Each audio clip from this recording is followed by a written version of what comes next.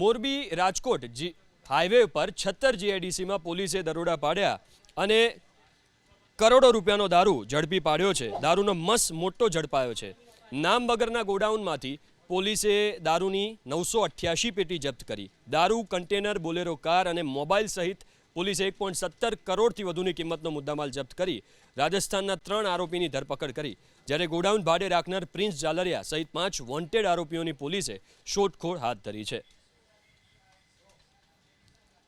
GJ 36 પાસિંગની Bolero pickup અને RJ પાસિંગનું એક trailer મળી આવેલ, જે ટ્રેલરને ચેક કરતા તેમાં કન્ટેનર 2 ભરેલા કન્ટેનર મૂકવામાં આવેલા હતા, જેમાં એક કન્ટેનર ખાલી અને પાછળના કન્ટેનરમાં ઇંગ્લિશ દારૂથી ભરેલ હોવાનું માલુમ પડેલ હતું।